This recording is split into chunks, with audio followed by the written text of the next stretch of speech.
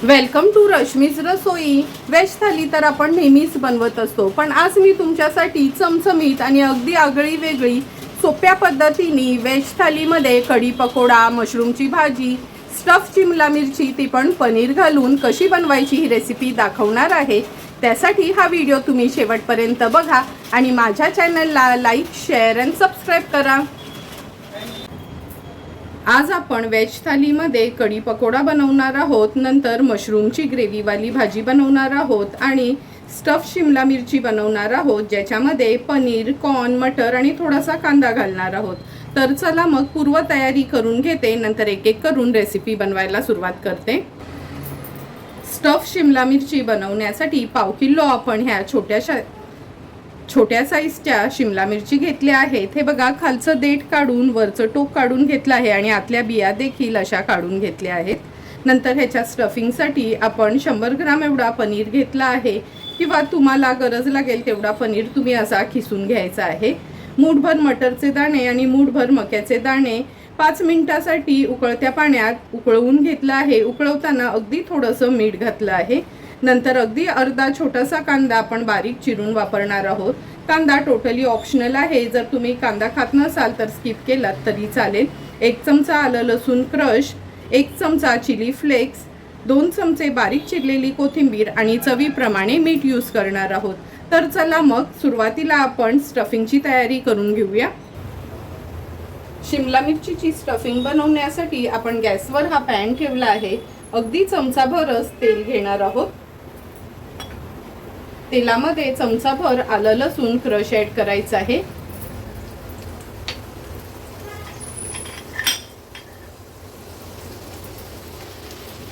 आलं लसूण क्रश तेलावर थोडंसं परतून घ्यायचं आहे। आता आपण ह्याच्यामध्ये हा कांदा ॲड करूया। अगदी अर्धाच कांदा घेतला आहे मी। कांदा पण खूप शिजवायचा नाही, फक्त तेलावर असा परतून घ्यायचा आहे। परतून झालं की आपण हे उकडवून घेतलेले मटरचे दाणे आणि मक्याचे दाणे ॲड करणार आहोत। गॅसची फ्लेम मी आता मीडियमवर ठेवते।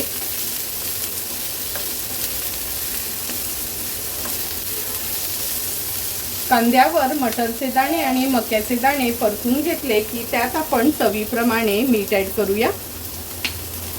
चमचाभर चिली फ्लेक्स घेतले आहेत, ते ॲड करते। व्यवस्थित आता टॉस करून घ्यायचं आहे। गॅसची फ्लेम मी आता हायवर ठेवली आहे। मटरचे दाणे आणि मक्याचे दाणे आपण उकडवून घेतले आहेत, त्यामुळे जास्त शिजवायची काही गरज नाही। असे हे परतून घेतले की ग्रेट केलेला हा पनीर आपण ॲड करणार आहोत। पनीर पण शिजवायची गरज नाही, फक्त थोडंसं हाय फ्लेमवर आपल्याला परतून घ्यायचं आहे। अगदी मिनिटभरच झाला आहे। पनीर पण आपण असा हा परतून घेतलाय। गॅसची फ्लेम स्विच ऑफ करते आणि हे सर्व सारण एका प्लेटमध्ये काढून गार करून घेते।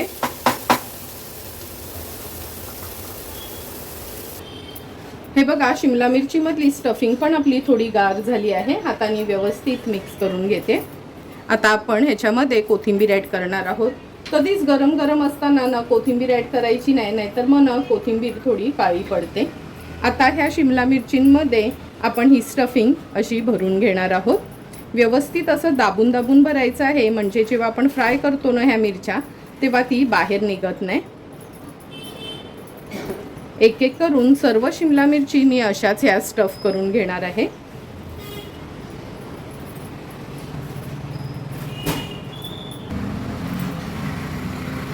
एक एक करून सर्व शिमला मिरची आपण ह्या पनीरच्या स्टफिंगनी स्टफ करून घेतल्या आहेत। आता लगेचच फ्राय करून घेणार आहोत। गॅसवर आपण हा पॅन गरम करत ठेवला आहे। अगदी 1च चमचा तेल घेणार आहोत। तेल व्यवस्थित पॅनमध्ये पसरून घेते आणि गॅसची फ्लेम आता लोवर ठेवते। एक एक करून स्टफ केलेल्या ह्या शिमला मिरची आपण पॅनमध्ये ठेवूया।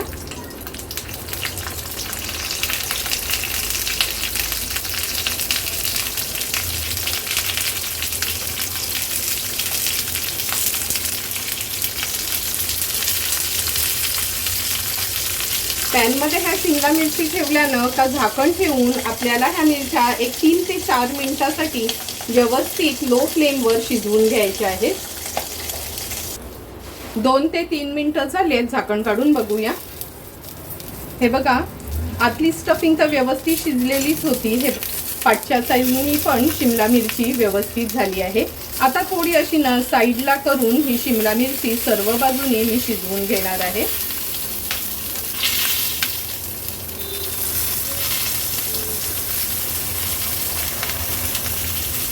अगदी मिनिट भरासाठी अशी ठेवून गोल गोल फिरवून घेते, म्हणजे सर्व बाजूनी शिमला मिरची व्यवस्थित शिजली जाईल।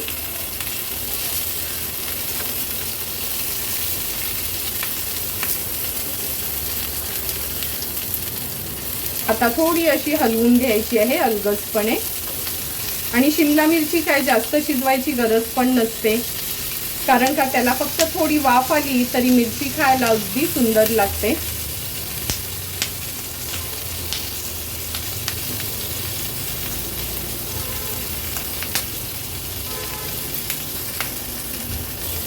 सर्व बाजूनी मिरची व्यवस्थित आपण अशी पलटून घेतली आहे। आता ह्या मिरच्या सरळ करून घेते। तुम्ही बघू शकता बोटांनी हे सारण आतलं व्यवस्थित आपण भरून घेतलेलं, त्यामुळे पलटून वगैरे मिरच्या घेतल्या तरी थोडंही सारण बाहेर पडलं नाही। झटपट अशी आपली स्टफ शिमला मिरची तयार झाली आहे। गॅसची फ्लेम हाय करते। हाय फ्लेमवर फक्त ह्याला थोडी अशी वाफ काढून घेऊया। मिनिटभरच झाला आहे। आता गॅसची फ्लेम स्विच ऑफ करते आणि थोडीशी कोथिंबीर ह्याच्यावर स्प्रिंकल करते। सर्व करण्यासाठी आपली आगळी वेगळी स्टफ शिमला मिरची तयार आहे। आता आपण मशरूम मसाला बनवणार आहोत। त्यासाठी एक पॅकेट मी हे मशरूमचं घेतलं आहे। एक कांदा बारीक चिरलेला वापरणार आहोत। टोमॅटो देखील एक बारीक चिरून घेतला आहे।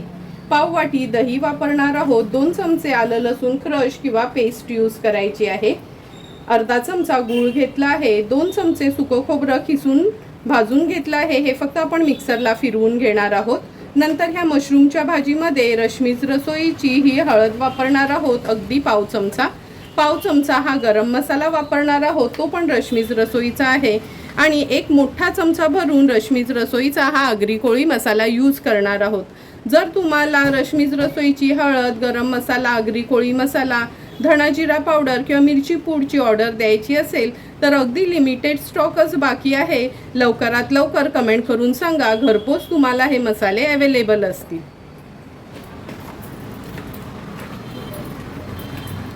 सर्व इन्ग्रेडियंट्स तर आपले तयारच आहेत। आता हे खोबरं मी मिक्सरला फिरवून घेते आणि मशरूमचे पीसेस करून घेते। लगेचच ही मशरूमची भाजी आपण कुकरमध्ये बनवून घेऊया। आज आपण मशरूमची भाजी कुकरमध्ये बनवणार आहोत, म्हणजे झटपट बनेल आणि जरी टिफिनला न्यायची असेल तरी पण लगेचच ही भाजी बनली जाईल। 2 टेबलस्पून एवढं आपण तेल घेतोय। तेल गरम झालं की फोडणीला आपण अर्धा चमचा जिरं घालणार आहोत। बारीक चिरून घेतलेला मोठासा एक कांदा आपण तेलावर ॲड करूया। त्याच्यासोबतच आलं लसूण क्रश घेतला आहे। तुम्ही आलं लसूण पेस्ट देखील यूज करू शकता। गॅसची फ्लेम लो करून कांदा व्यवस्थित आपल्याला शिजवून घ्यायचा आहे। कांदा आणि आलं लसूण क्रश आपण जिऱ्याच्या फोडणीवर व्यवस्थित शिजवून घेतला आहे। आता आपण ह्याच्यामध्ये रश्मीज रसोईचा एक मोठा चमचा भरून आगरी कोळी मसाला ॲड करणार आहोत। पाव चमचा हळद,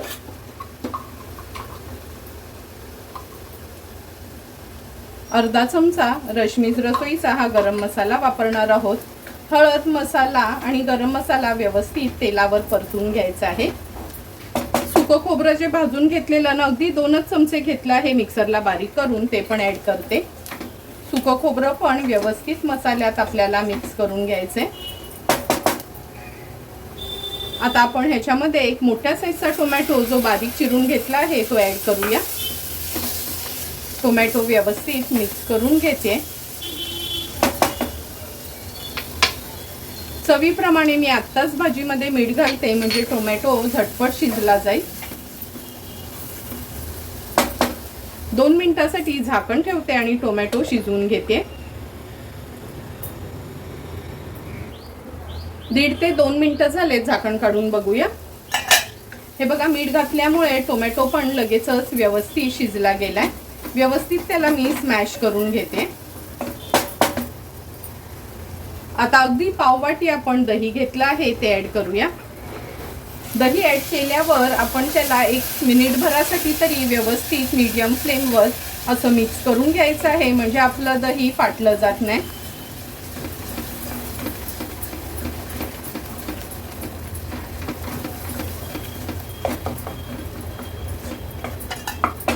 मिनिटभर झाला आहे, झाकण ठेवते आणि फक्त एक वाफ काढून घेते।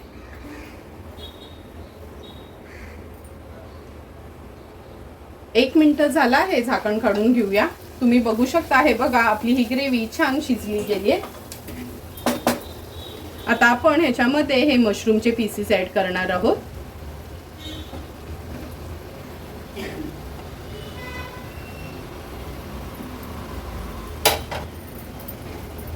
मशरूमचे पीसेस ॲड केल्यावर व्यवस्थित या मसाल्यात त्यांना मिक्स करून घ्यायचं आहे।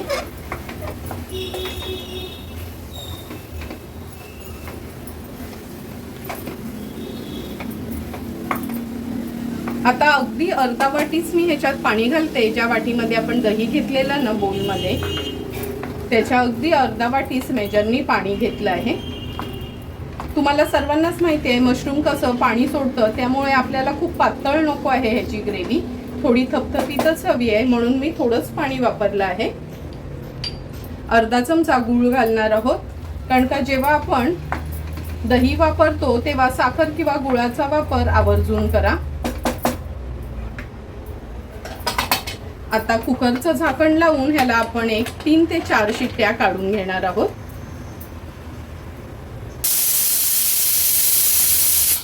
चार शिट्ट्या आपण काढून घेतल्या आहेत। आता गॅसची फ्लेम स्विच ऑफ करते आणि कुकर गार झाला का आपण झाकण उघडून बघणार आहोत।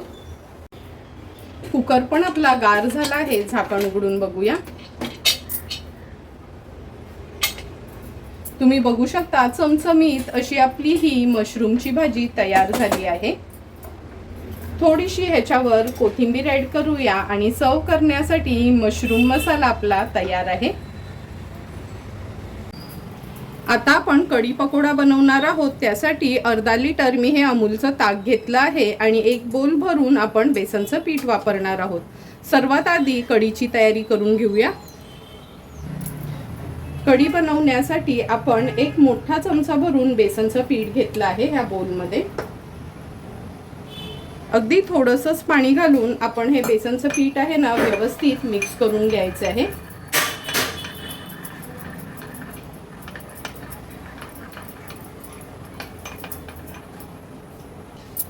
बेसन व्यवस्थित मिक्स करून घेतलं आहे। आता ह्या ताकामध्ये ॲड करूया।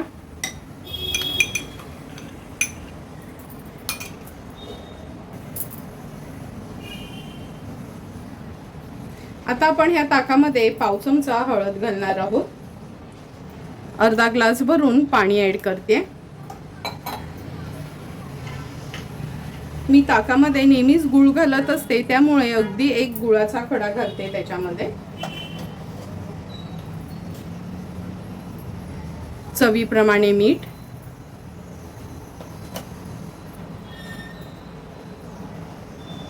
आता व्यवस्थित हे ताक आपण मिक्स करून घेणार आहोत आणि ह्या कढीला फोडणी देणार आहोत। फोडणी देण्या अगोदर त्या पकोड्यांचं बॅटर कसं बनवायचं हे मी दाखवते। हे एका बाजूला ठेवून देऊया। कढीमधले पकोडे बनवण्यासाठी आपण 1 कांदा चिरून घेतला आहे, तो ॲड करूया। 1 हिरवी मिरची पण बारीक चिरून घेतली आहे।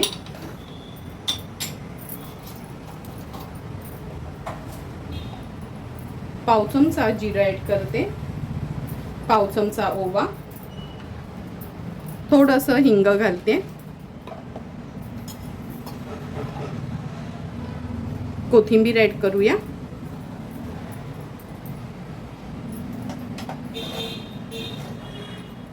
चवीप्रमाणे मीठ,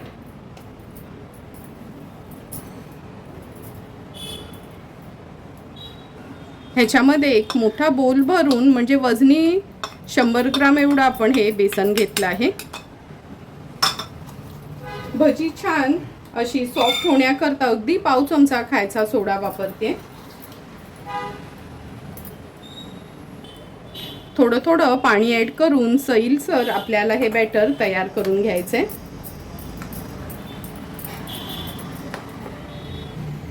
हे बघा आपलं अगदी सैलसर बॅटर तयार झालं आहे. चमच्याने पडेल असं हे बॅटर तयार करायचं आहे. आता एका बाजूला आपण पकोडे करणार आहोत आणि एका बाजूला कढीला फोडणी देणार आहोत.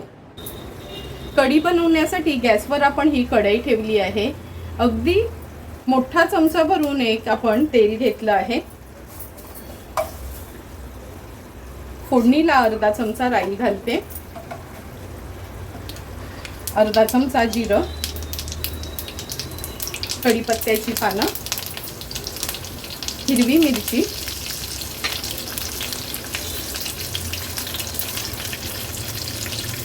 एक चमचा आलं लसूण क्रश, थोडंसं हिंग घालूया. फोडणी व्यवस्थित आपण मिक्स करून घ्यायची आहे.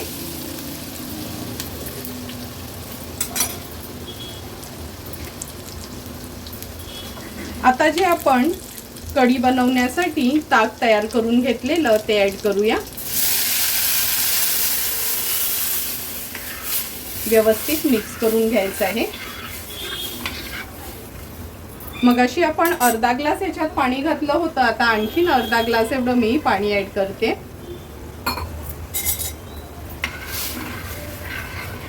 उकळी येईपर्यंत ही कढी आपल्याला अशी हलवून घ्यायची आहे.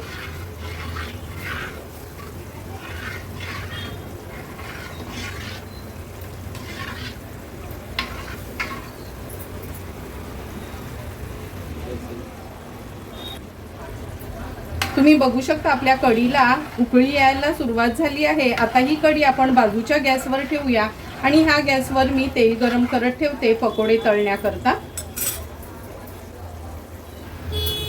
हे बघा एका बाजूला आपली कढी छान शिजली जाते आणि दुसऱ्या बाजूला तेल पण गरम झालं आहे. आता आपण ह्याच्यामध्ये लहान लहान पकोडे सोडणार आहोत. पकोडे तळताना गॅसची फ्लेम मी हायवरच ठेवली आहे. अगदी छोटे छोटे पकोडे तळायचे म्हणजे कढीमध्ये ना ते खायला छान वाटतात. तुम्ही बघू शकता हे बघा पकोडे कसे आपोआपच उलटे फिरले जातात.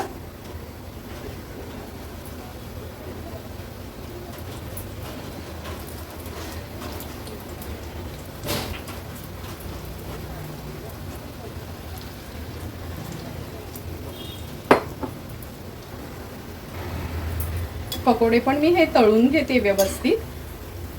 आणि हे पकोडे तळायला काही जास्त वेळ लागत नाही, फटाफट तळले जातात. म्हणून असे ना हे लहान लहानच बनवून घ्यायचे. हे बघा आपले पकोडे पण तळून झाले आहेत. आता हे मी काढून घेते.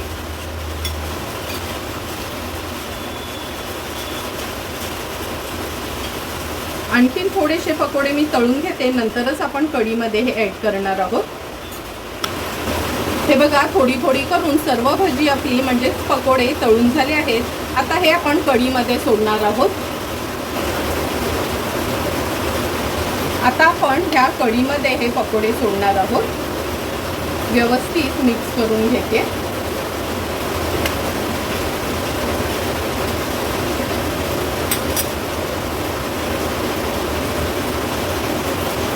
उकळी आली की गॅसची फ्लेम लोवर ठेवायची आहे आणि हे पकोडे आपल्याला कढीमध्ये सोडायचे आहेत.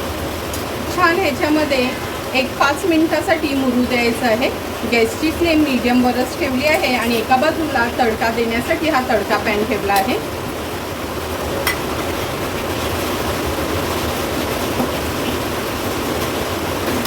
हे बघा ह्या तडका पॅनमध्ये आपण चमचाभर तूप गरम करून घेणार आहोत.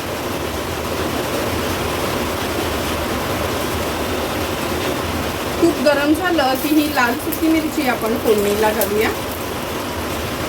अर्धा चमचा काश्मीरी मिरची पावडर. आता ह्या कढीवर आपल्याला ही फोडणी द्यायची आहे.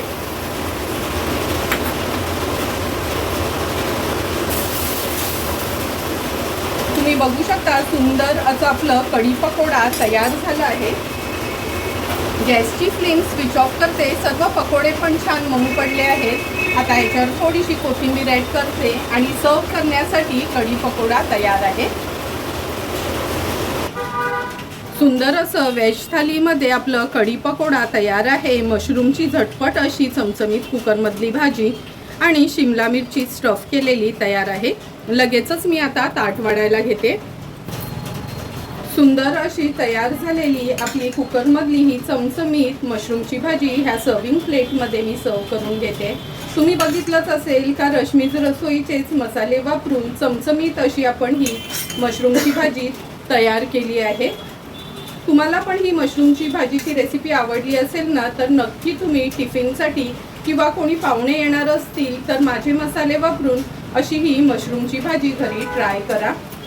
कढी तर आपण नेहमीच बनवत असतो, पण कधीतरी मुलांना आगळं वेगळं आवडेल म्हणून खास आज मी पाऊस पडतोय आणि घरात अशी गरम गरम कढी पकोड्याची रेसिपी बनवली आहे। हे कढी पकोडे आहेत ना आपण भातासोबत तर खाऊ शकतो, पण तुम्हाला माहिती आहे का तुम्ही पराठ्यासोबत पण हे कढी पकोडे खाऊ शकता। नंतर स्टफ शिमला मिरची, खोबरं भरून तर शिमला मिरची आपण नेहमी स्टफ करत असतो। आज अगदी आगळ्या वेगळ्या पद्धतीने ही शिमला मिरची मी स्टफ केली आहे। तुम्हाला पण जर मी बनवलेल्या ह्या चमचमीत अशा व्हेज थालीची रेसिपी आवडली असेल तर तुम्ही पण माझ्या पद्धतीने एकदा तरी ही व्हेज थाली घरी ट्राय करा आणि मला कमेंट करून सांगा की तुम्ही बनवलेली ही व्हेज थाली कशी झाली आहे ती। जर तुम्हाला मी बनवलेल्या ह्या व्हेज थालीचा व्हिडिओ आवडला असेल तर नक्की माझ्या चॅनलला तुम्ही लाईक, शेअर अँड सबस्क्राईब करा। Thank you for watching my video.